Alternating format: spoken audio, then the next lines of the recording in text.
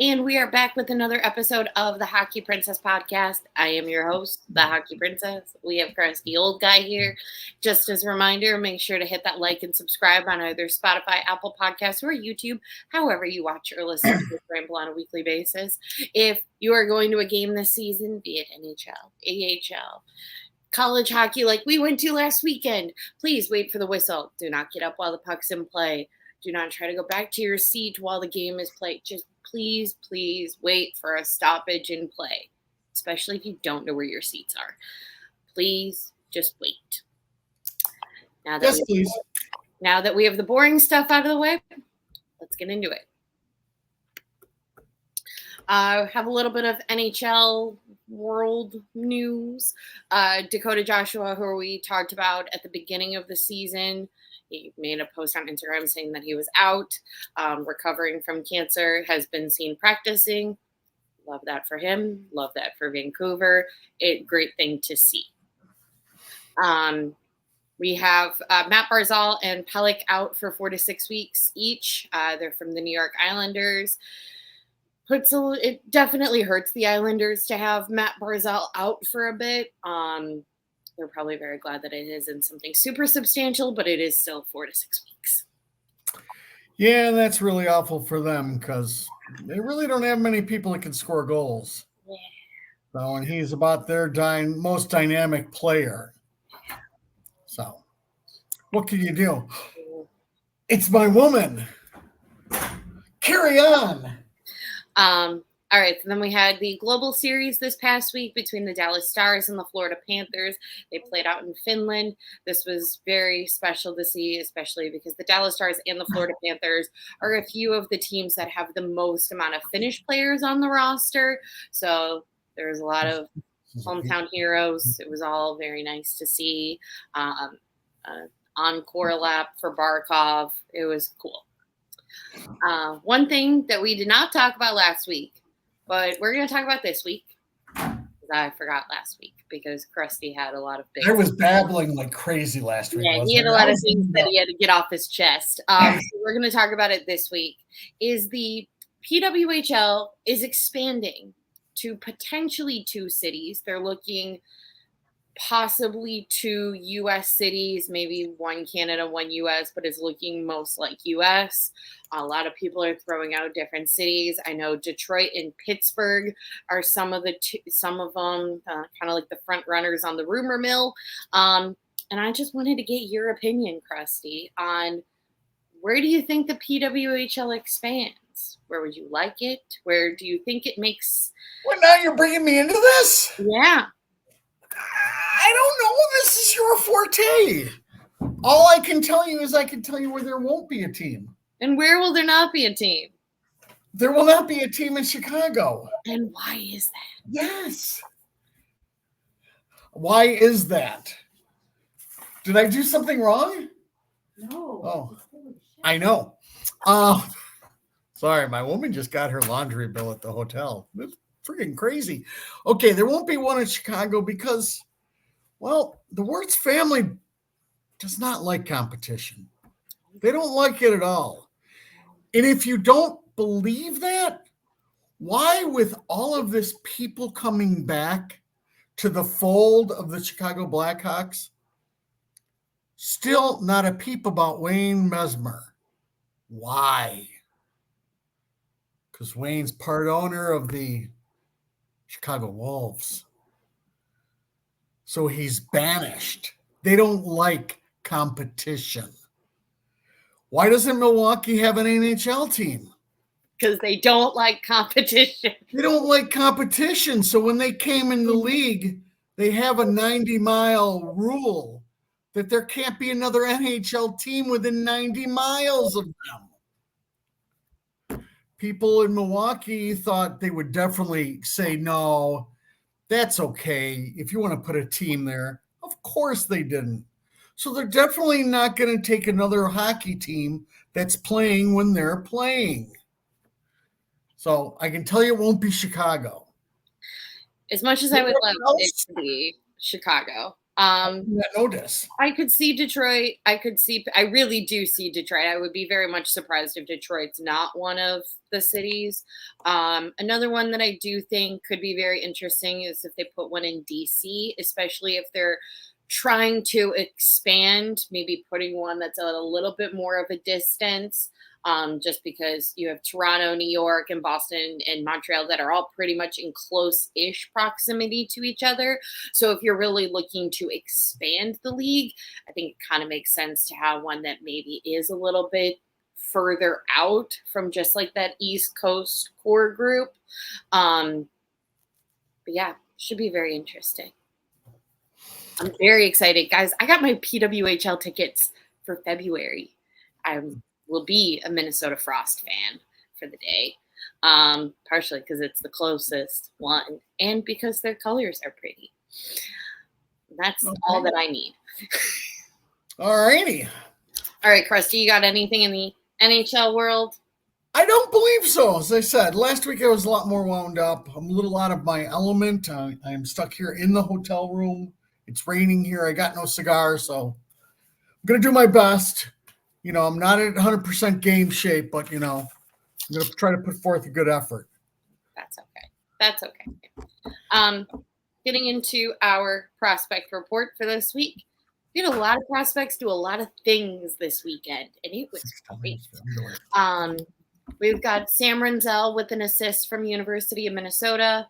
Alex Ferrand with 3 assists, 1 for each game over the weekend for the Sudbury Wolves. 1 goal and 2 assists for crusty old guy Sasha Boisvert from University of North Dakota.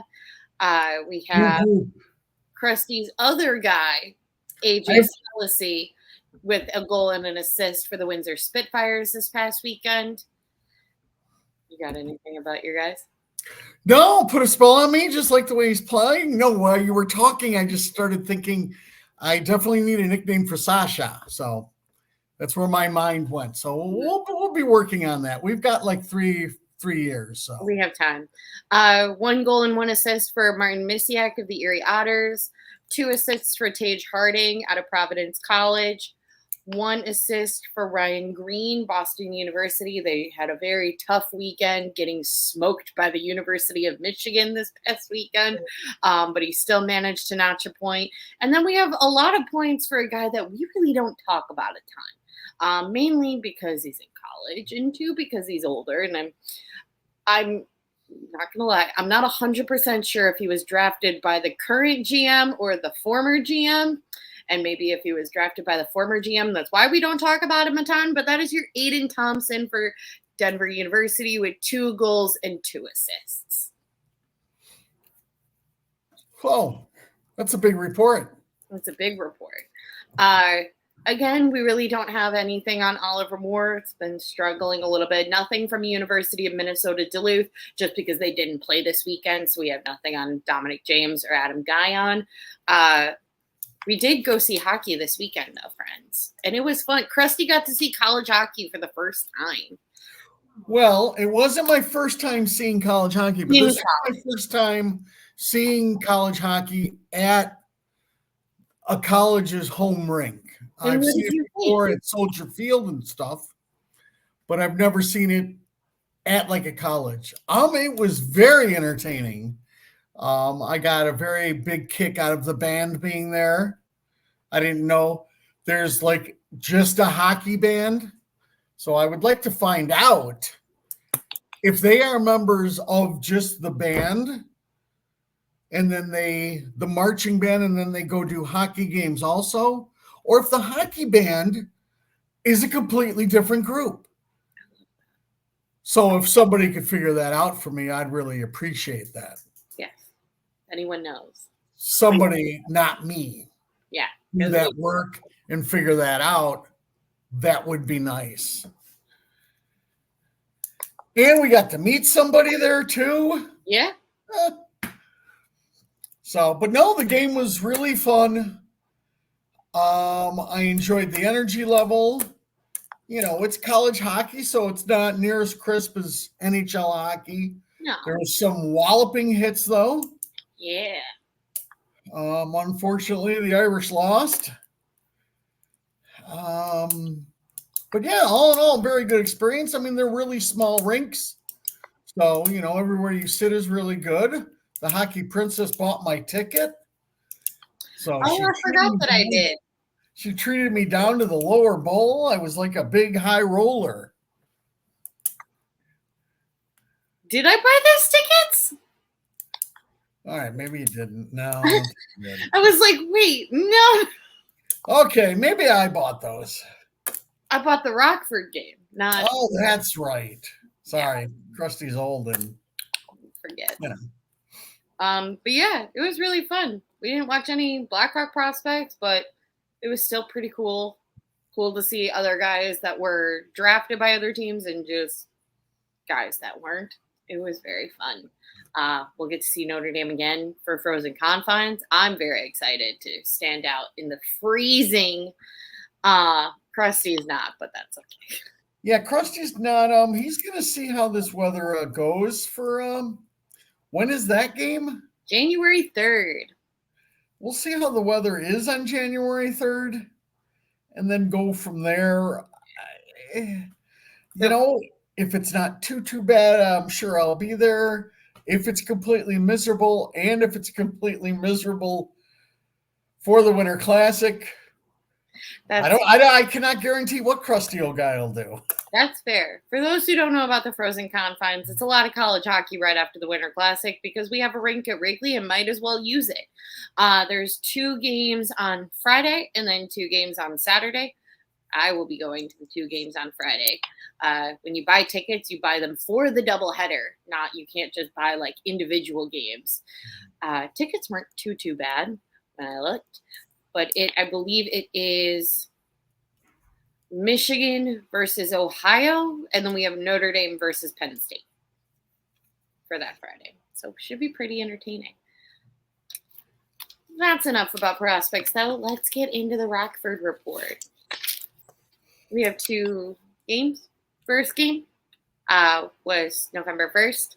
We won 4-1 against the Grand Rapids Griffins because apparently the Grand Rapids Griffins only lose when they play us, and I'm completely fine with that.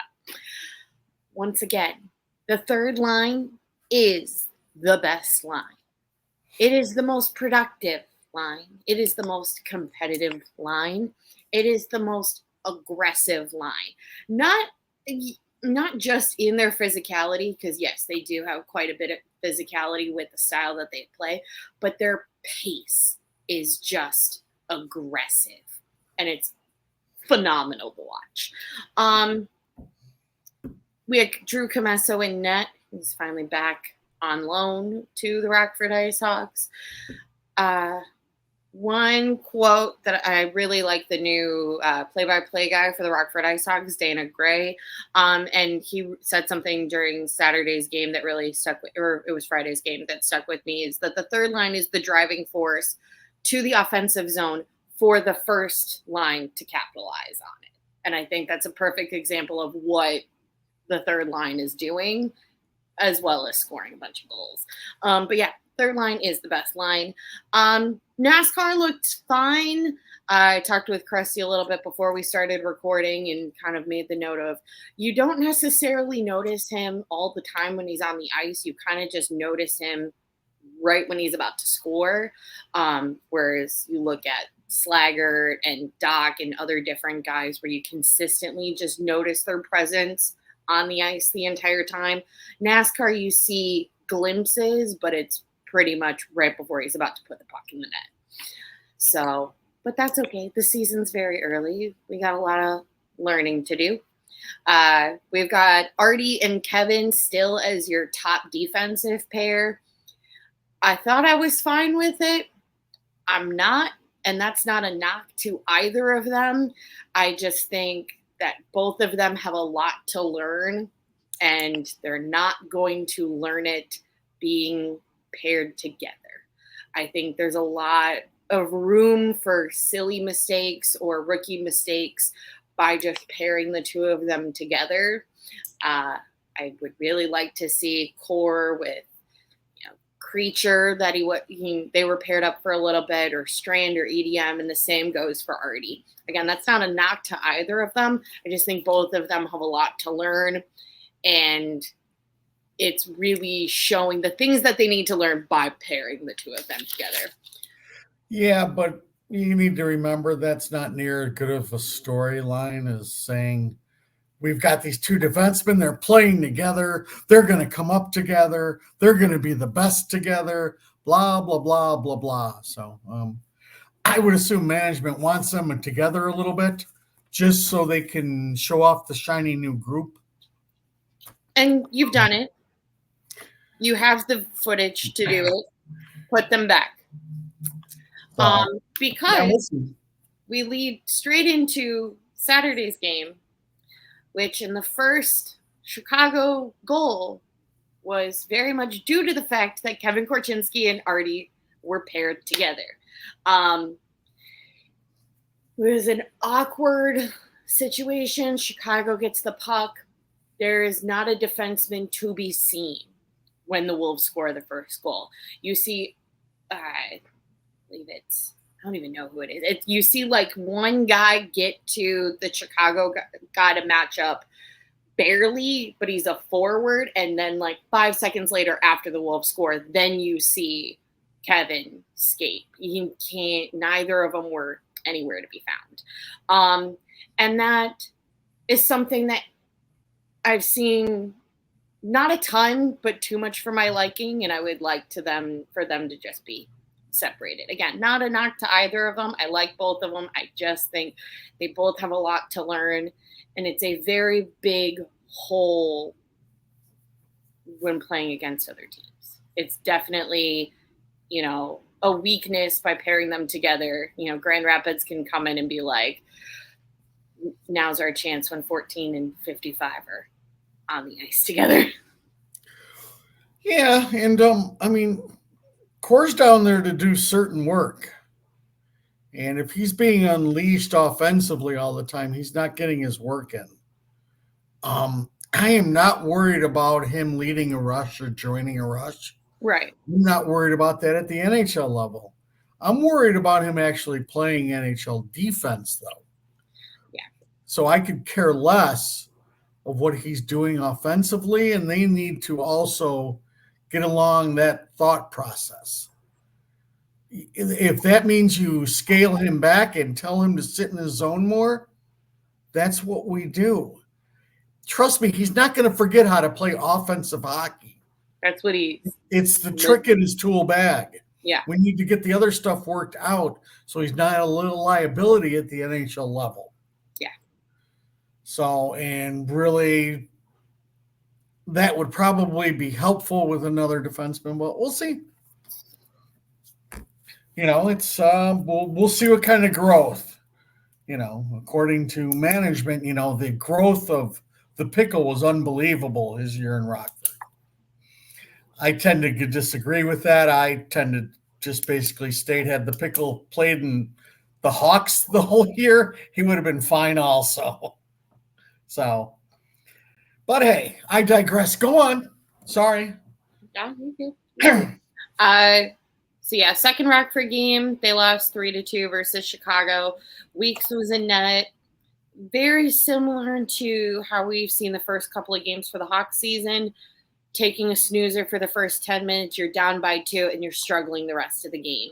The more that I see this in Rockford, the more I'm concerned, because I'm seeing Rockford and Chicago have the same issue. So what is coaching doing, really? I'm less concerned with Rockford just because there are so many young kids that, I'm not going to be as hard on them, but I do think that this is a bad habit that needs to be broken at the Rockford level so they do not grow into this bad habit and then continue this bad habit when or if they're brought up to the NHL level. Okay. Let's see.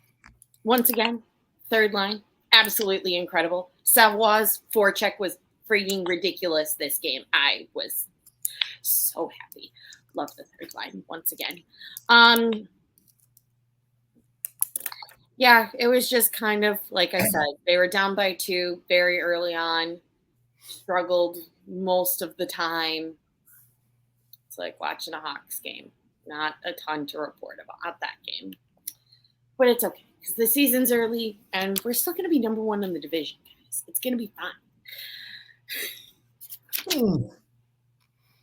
Anything on any thoughts or feelings on the Rockford level? I have not watched. I have nothing to say. That's fair. I am taking your opinion for right now. That's scary. All right. Well, then let's make the jump up to the big kids. We got a lot of games to talk about. That's me jumping. Yeah, it's you jumping. Yeah. Take it away, crusty old guy. Whoa. So I got to do everything? All right. Let's see. We got little post-it notes. There we go. Post-it notes. Huh? Okay, where did we leave off? We left off with an incredible victory in Colorado. We thought things were really going to go well. This was it. This would be the turning point. We were playing the worst team in the league, second worst team in the league. I don't know. We're fighting for the title with them, and we lost. The San Jose game was again slow start. They just let them hang around. Bertuzzi with a goal, Donato with a goal, who is playing incredible. I'm sure we'll talk about him for a while. Your leading goal scorer. But they just kind of went through the motions almost. Like it was really bad. It's just shocking how they can look so good in Colorado and then just decide that they're going to come out with no energy level and just skate up and down. This is when somebody's got to lay a hit or do something to kind of wake things up. Bring them into the fight. Yeah, but it didn't happen. They were up. They slept through the first 7 minutes and then started to play and got a lead on them and then watched it all just slip away because after they got the lead, it was quickly bang, bang. There wasn't really anything else. Donato with a nice goal. Bertuzzi with a goal. A nice shot by Connor Murphy from the point. Gets everything in, hits the goaltender. Bertuzzi just got to turn, bang it home. It seemed like things would be well on their way. And then they just kind of skated up and down with them. And, they found out, that they've got some decent players over there, even without Celebrini. Smith scored twice. His first one was a nice snipe. And then their second goal, Mrazek thinks he has the puck frozen. He really doesn't. The pickle is there, but he's trying to locate the puck, and the pickle's got to understand that in his situation there, his job is to tie up the stick. He can't let anybody get to the stray puck. Right. So he's got to tie up that stick until he hears a whistle. Should the whistle have been blown? Probably. It's 50-50. It doesn't make any difference. You play till the end anyways, and the whistle wasn't blown, and the guy the pickle had just kind of pushed it in. And then a little while later, Smith comes down and buries one that I'm sure Maz would have liked back. Right. And then they couldn't muster enough stuff. A lot of one and done. A lot of coming in, just shooting once. Beacon of Hope, hit the knob of the stick twice. Blackwood saved one off of the knob, which just, I heard somebody write, you'll never see that again in a game. And probably not. That's a lucky save, and for it to happen twice. But again, just not enough energy, just not enough fight at the end of the day. They just kind of go up and down the aisle, which is what this team does at times. So, a very disappointing loss in San Jose, and then they turn around and they get a day off, and then they're going to go to LA, a game which we figure they'll lose. And it looked to be in LA for at least a while that they were going to lose that game too. Yeah, that was wild. Yeah. But a nice comeback. LA basically fell into the same trap the Hawks do, and they just kind of went up and down with them. And maybe couldn't put their foot on the throat and just bury them. Right. So we stuck around. Donato with another goal. I believe we had a Smith goal also. The main characters we can talk about again is Lucas Reichel, which we've been talking about a lot. He looks great on the fourth line. And as we've talked about this show, let's just leave him there. Everybody needs to remember he's doing this against fourth line other people. Okay? We don't care about that. We call that in the biz bum slaying. If that's the case, let him bum slay all year. Yeah. Let's get his confidence sky high.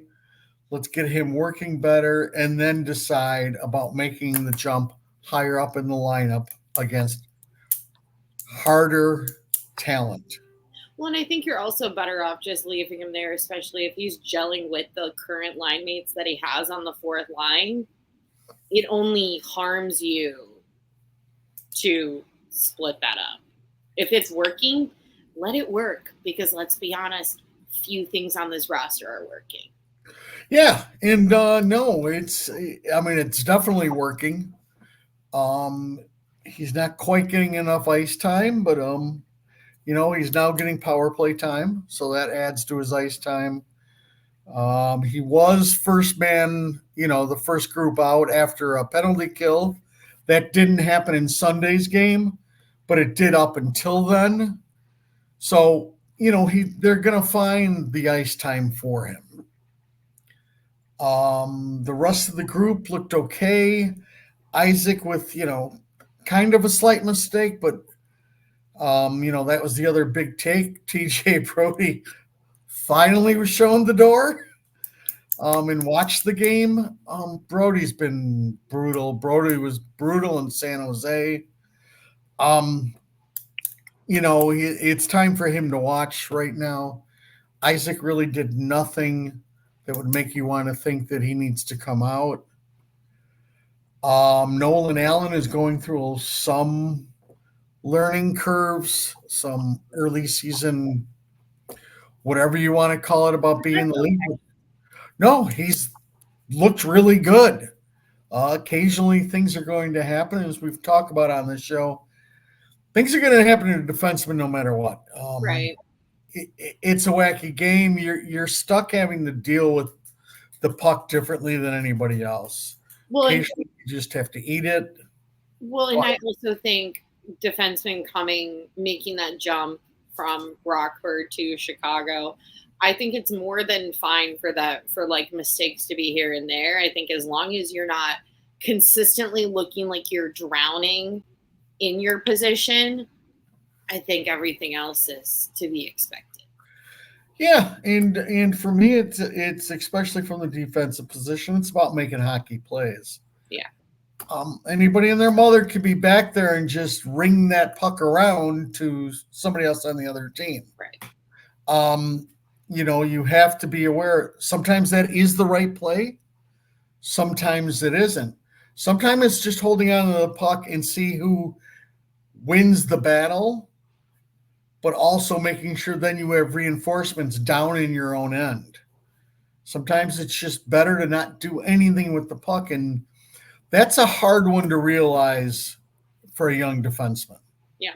Is just sometimes there isn't a play and you just got to tough it out.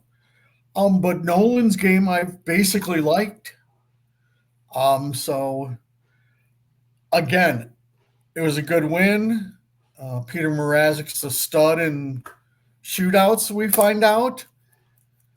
The beacon of hope with a really nice, pretty goal, and Donato with almost a Patrick Kane impersonation for his shootout goal. So that was my take on that game. I was very tired. I didn't start watching it until I don't know, it was 12 or 1 in the morning. So, we had just gotten back from Notre Dame, got to do all this driving. Woe is me. Such a hard life. It's not easy being me. It's a hard, hard life. Whatever musical that's from. That's from Annie. Annie's playing here, I think. Yeah, it's a hard knock life. But hey, we got the 2 points. We take that. That brings us to a quick little travel over to Disneyland. Yep. Where we get to see the Anaheim Ducks in their really cool all orange jerseys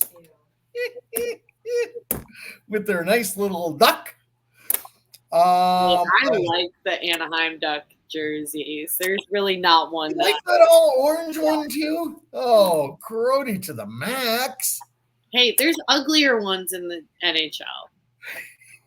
And a shout out to Phil, who before the game started sent out I don't know, what is that, a tweet or a Twix or a something. I guess before the game starts, they have their duck fly in the duck pond. And he goes, nothing more terrifying than this mascot. Oh, I found that to be very, very funny. So let's see. Let's dive into a game again. Almost like a little bit of a trap game for this team. A team that you should beat, or at least you should be in the game with. It's Bloom gonna be in net. Shout out to Bloom. Yeah, well, I mean, it's a big worry for this fan base. Bloom had a lot of struggles last year. Bloom with a phenomenal game. Unfortunately, the shutout did not happen, but he played phenomenal. Again, a little bit of a slow start.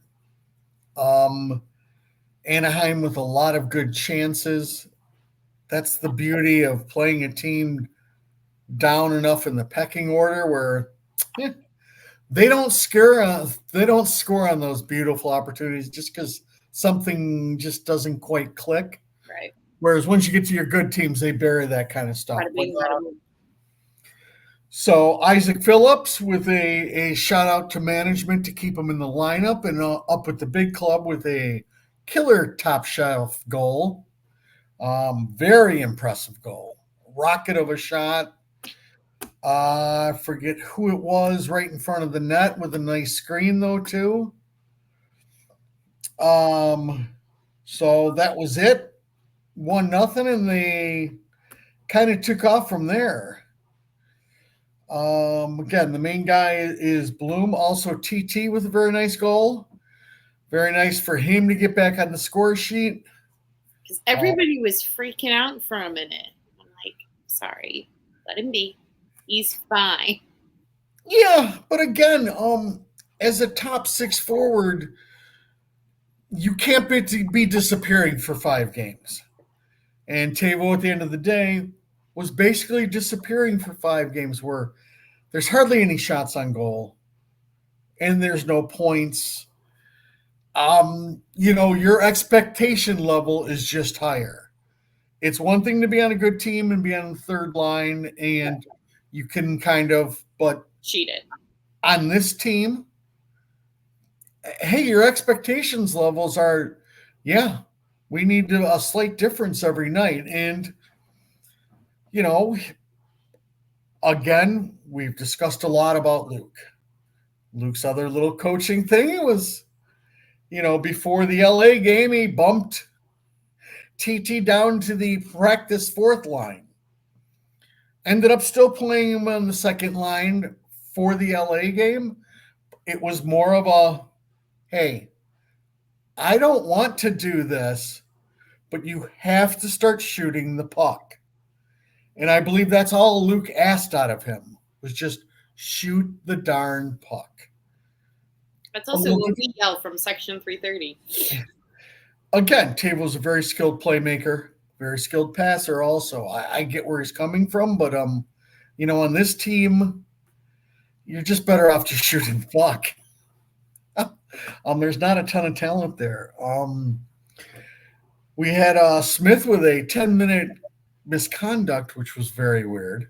Okay, can you explain to me what this was? Because he was mad, Luke was mad, everyone was mad, and I'm too poor to watch this team. And so what happened?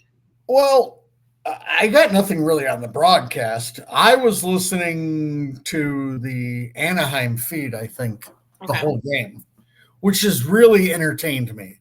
Yeah. I've really gotten a kick out of listening to the other team's broadcast. Do you have a favorite?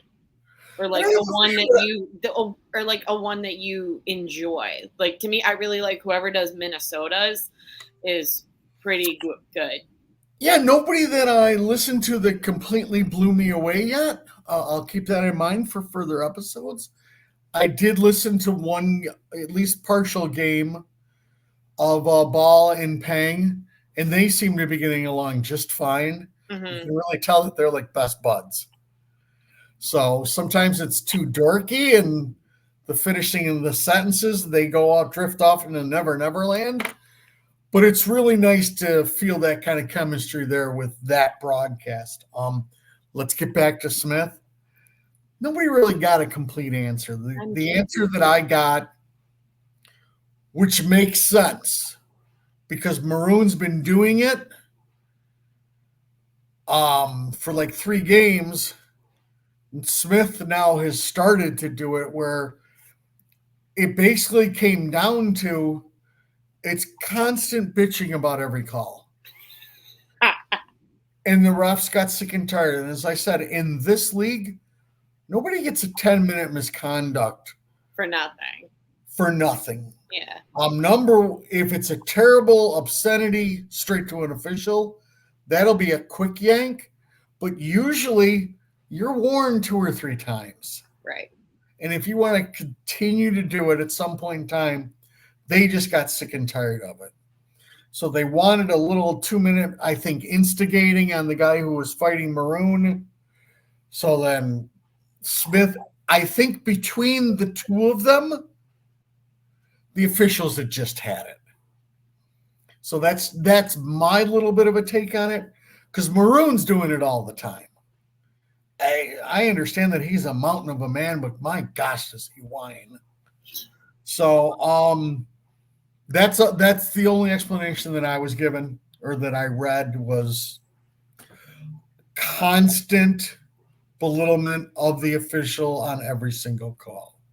So, and is it the end of the world? No, it's not like it's extra power play time. He just can't see the ice for 10 minutes. I'm sure it was a way for the officials to go, we're done with this. Right. So, again, we go back to Bloom, who was unbelievable. I'm very curious if Bloom gets the start in net tomorrow night. He's getting one of them. And for folks, so this will come out Thursday, but we're filming Tuesday, so we're referring to Detroit game. Are you kidding? They're not giving Bloom the Patrick Kane homecoming game. That's Mrazek. Luke Richardson is. It's not Patrick Kane's homecoming. It's Patrick. He came back already. It's Patrick Kane homecoming. Now he's just another dead wing. Okay. Well, not. Oh, even my woman gives a little moan. He's another dead wing. So, Luke Richardson is not going to give Arvid Soderblom the Patrick Kane homecoming game. He's got to give him one of the 2. That is going to be Peter Mrazek. Luke Richardson is going to work Peter Mrazek to death until Laurent Brossoit comes back. No, they've got a back-to-back. Bloom's playing one of them. Probably the better decision would be to play Bloom against Detroit and then give Mrazek the hard the hard one in Dallas Thursday. So, oh yeah, that makes sense. he's getting one of them though. I would assume the Frenchman gets some kind of stint in Rockford, at least for a game before he's brought up to the NHL. Well, and I did hear today that he was at Fifth Third, but we don't know timetable yet. Yeah, I've heard close. But then again, what does that really mean? I do not know this. We know nothing. We just speculate. And I don't have the other goals for the Anaheim game. I'm going to try to pull it up really quick. Mm-hmm. If that's okay with you. That's totally fine. Aw, thanks. You're the bomb diggity. I try. And when was that game? Monday? That was Sunday? Yeah. Monday? Sunday. One of the days. It was. I feel like I should have had more better notes. Guys, I promise we know what we're talking about sometimes. I blame my intern. The imaginary intern. Yes, I have an imaginary intern. Do you He's talk a tiny to them? little He's a tiny little Russian. He's a Russian intern. Oh my goodness. I see. I knew something was sticking in my crawl. Crawl? Craw. What's a craw? Your like jaw. Something sticking in my jaw. Craw's a jaw? My woman says craw's a jaw. She's automatically went to the phone to find out for sure. Power play goal by, the worst Blackhawk on the planet. That Seth Jones guy who just stinks. Blew a one-timer past Doe style. Hopefully 98 was watching. And that's what you're supposed to do on the power play. Just bang it home. Don't sit there and dance around. Also a perfect pass by Connor. What I mean by that is Connor does have that ability with those sweet hands to really set that puck up nicely like a Patrick Kane, where people, have always stated that thing comes across and it is sitting there almost on a tee waiting for you. It's to disrupt the peace of mind of someone. Disrupt my peace of mind, yeah. So it's not your jaw. Well, it's not your jaw. My woman, way off. Craw, jaw. Way off. Forget about the jaw. Disrupt my peace of mind. That's all the time. There's always something stuck up there. Okay, we've taken a turn for the worse here, have we? Boy, and you're the one who's only gotten like an hour of sleep every night. I have gotten 3 hours of sleep since Sunday. 3 hours of sleep since Sunday. That's my woman. Good golly, Miss Molly. So power play. So power play goal. We're back to hockey. Power play goal. Again, the beautiful thing about the power play right there was just the little interchange between Connor and Seth. Connor comes out to the point. Seth goes to the slot. And boom. So again, they looked really good in Anaheim. That is the first time in frigging ages that we won 2 games in a row. Yeah. Last year it took us till December. I would need my little Russian intern to go back and find out exactly when we won 2 games in a row on the road. So, but my little Russian intern is sleeping. It's not really doing anything, so kind of just stuck here like I don't even have an intern. So that's about it with the Anaheim game. Again, the beautiful part I keep on coming back to is Bloom, just because things went so shitty last year, and he's looked really good this year. Yeah. Just like we talked about it almost the beginning of last year, where his mechanics were just nice, smooth, nothing too crazy, over skating anything. Again, it helps that they're playing a little bit more structure in front of them too. Yeah. Everything's not nearly as pathetic and herky-jerky as it was last year. Listen, they're still going through their times, But last year was just bloody awful, and I can only imagine from a goaltending standpoint where you almost lose focus, where you think, my God, you really can't get the puck out. And when you do, you can only get it out for 5 seconds and it's right back in here. So, maybe it's a combination of everything, but that should look good. It should look really good for Rockford when the Frenchman comes back. So we'll have Bloom and Camasso. You should have a nice pair down there in Rockford also. So that's it about the 3 games. You took, what did you get? 3 out of 5 wins? Not horrible. When that trip starts, you're going to take that, right? Yeah. I mean, probably not the way you got them and from who, but hey, you beat Colorado, you beat LA. We take that. And Anaheim is still Anaheim, and I don't know what's going on there. In terms of their roster? Yeah, they're just really bad, and I don't know what their end game is. They've got some really good defensive pieces in my mind. I love watching Owen Zellweger play hockey. Yeah. And they've got a couple other really good defensemen. McTavish scored in this game, and he's a really good player. And Zegras was Zegras, just kind of floating around, 1 shift on, 2 shifts off. And Leo Carlson, who wasn't noticeable. Not as noticeable as he needs to be at the NHL level either. So that's my tiny little report on Anaheim. Because, again, that'll be one of the teams that you're looking at through this rebuild. Right. They're on the same path. They seem to have more talent already at the NHL level.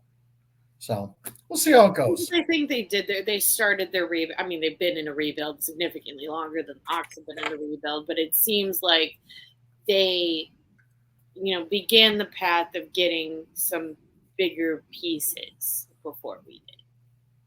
Yes. Yeah, they're probably a couple years ahead. So, again, this is a really long process. You don't know if it's going to work. I mean, we don't know anything. I constantly look at Ottawa and go, I don't know when we have the same amount of talent as Ottawa, and they can't make the playoffs. So it's a weird game. Ottawa being Ottawa, but yep. Yeah. So that's all I got on the games. I did a lovely job previewing the next 3 games. Yeah, you did. Please give that a listen. Oh my God, some of my best work. Most importantly, Patrick Kane's homecoming. Low bar. Yeah, it's a low bar. That's right. You keep the bar really, really low. Everything, exceeds the expectation. Huh? Exceeds the expectation. Exactly. 80%. Well, got any other lasting thoughts for this? No, hopefully when we record next week, I'll be able to still have a cigar out on the porch. Yeah. True. Yeah, that's what I'm hoping on. But very soon I'll be indoors. Fair enough. All right, then. Well, just as a reminder, make sure to hit the like and subscribe on either Spotify, Apple Podcast, or YouTube, however you watch or listen to us ramble on a weekly basis. Leave us a review. Roast Crusty. Let us know how we're doing. Yeah. I'd like people to go to town on me. Hey, that's what she said. Oh, that's my woman. Yep, a little extra. If you're going to a game this season, be it NHL, AHL, or friends down in Indy, going to a college game, please wait for the whistle. Do not get up while the puck's in play. Please don't try to go back to your seat. While the game's in play, wait for a stoppage in play, especially if you don't know where your seats are. But in general, just wait for the whistle. That is all, and we will talk at you guys next week.